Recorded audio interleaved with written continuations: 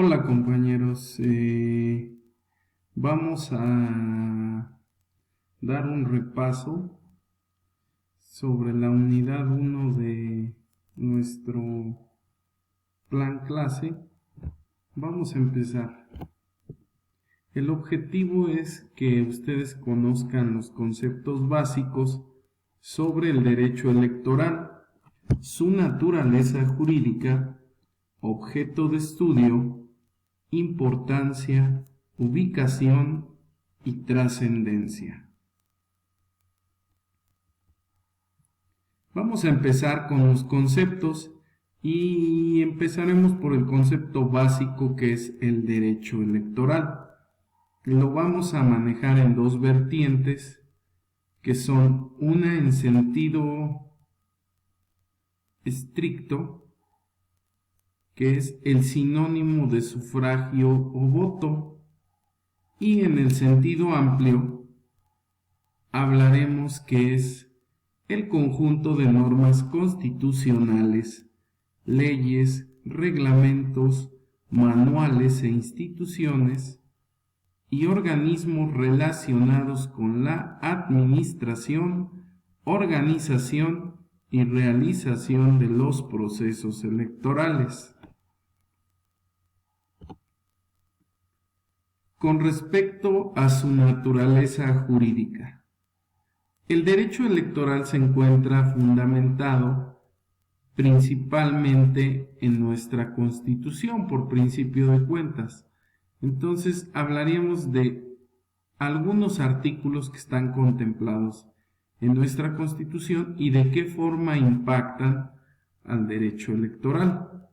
Hablamos del artículo 35 que nos hace referencia a los derechos fundamentales de los ciudadanos, el artículo 39 que es la soberanía del Estado mexicano, el 40 la forma de gobierno representativa y democrática. Ahí nos está hablando de representatividad y democracia, dos conceptos fundamentales en la materia electoral.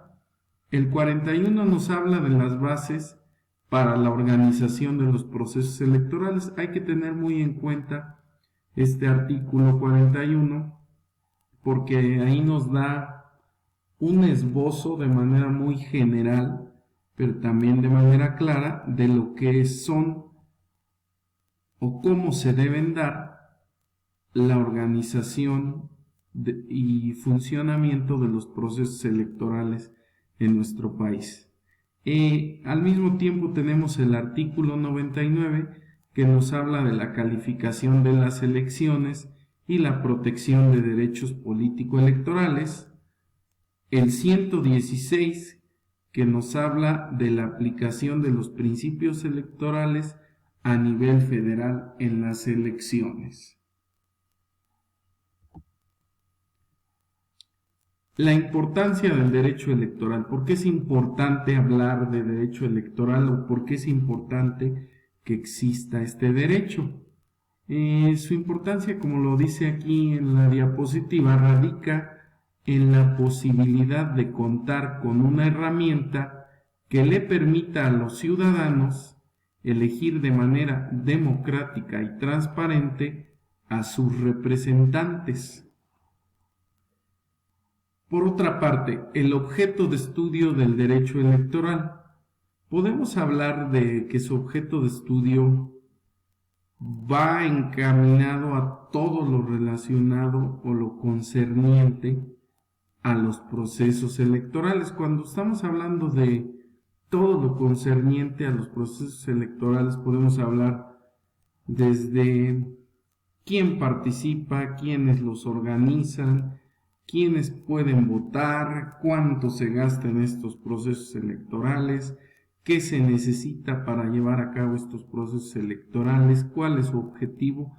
Todas esas preguntas se encuentran inmersas en el concepto de procesos electorales. Por eso cuando hablamos de objeto de estudio del derecho electoral, nos vamos a enfocar en lo que son los procesos electorales. Ahora bien, tenemos la ubicación del derecho electoral.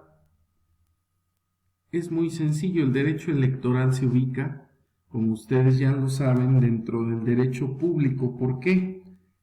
Porque en él participa el pueblo. Cuando hablemos de un concepto que incluya la palabra público, estaremos hablando de algo en lo que interviene de manera directa o indirecta el pueblo. En este caso, interviene de manera directa o indirecta, dependiendo si es por medio del voto o por medio de la participación como candidato dentro del proceso electoral, que es un proceso realmente muy importante porque mediante él elegimos a los representantes de nuestro país, sobre todo en los aspectos ejecutivo y legislativo. Y por último, lo que les comentaba de la trascendencia del derecho electoral.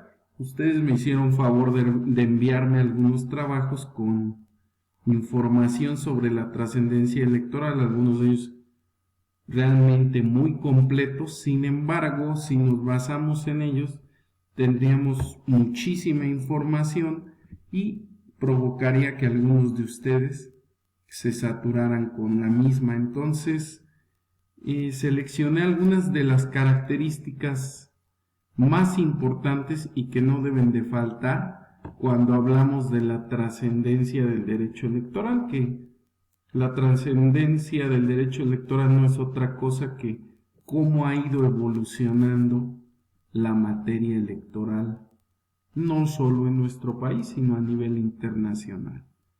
En este caso nos vamos a enfocar únicamente en nuestro país. La primera característica es que en 1917 surgen las juntas empadronadoras y computadoras, además de los colegios electorales. Ese es un primer antecedente.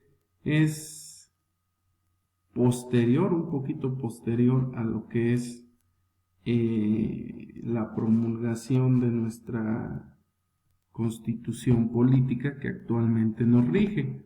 En 1946 surge la Ley Federal Electoral, es de las primeras leyes en materia electoral que surgen en nuestro país y va acompañada de la Comisión Federal de Vigilancia Electoral. En 1951, el Congreso de la Unión aprueba reformar la Ley Federal Electoral. Y lo importante de esta reforma fue que la Comisión Federal de Vigilancia podía participar como árbitro en el registro de nuevos partidos. Es decir, ellos tomaban la decisión de a quienes les concedían el registro como partidos nuevos. En 1953 se permite el voto de la mujer por primera vez. Y es hasta 1955 que emite por primera vez su voto en México.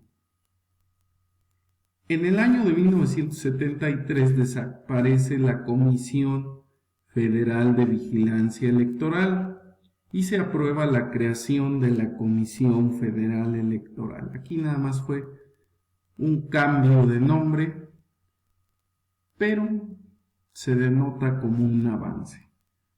En 1977 se expide la Ley de Organizaciones Políticas y Procesos Electorales, que es algo así como un antecedente de lo que después fue el COFIPE y que ahora conocemos como la LEGIPE.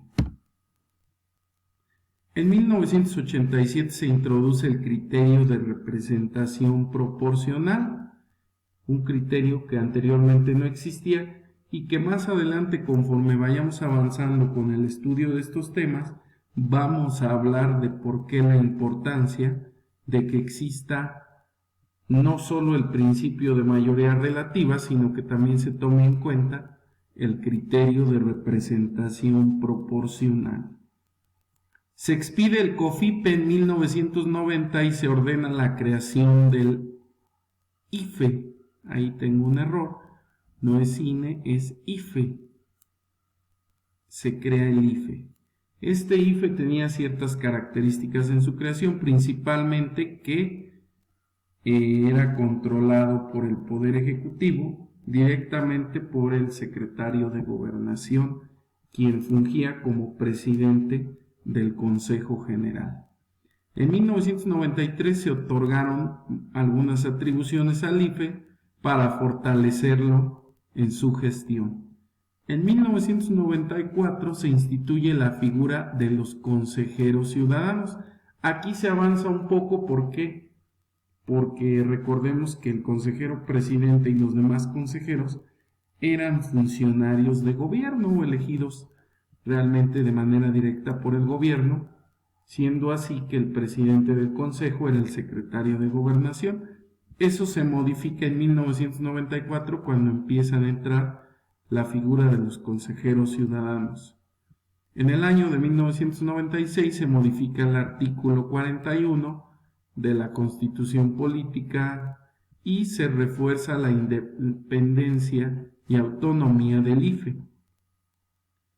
En el 2007 el COFIPE otorga al IFE 53 nuevas atribuciones en materia electoral y es en el año 2014 cuando el IFE se transforma en INE y lo más relevante de esto es que se logran homologar los estándares con los que se realizan los procesos electorales, tanto federales como locales. Es decir, que el INE marca la directriz de cómo se deben de llevar a cabo estos procesos electorales y en todos los estados se deben de llevar a cabo con el mismo procedimiento.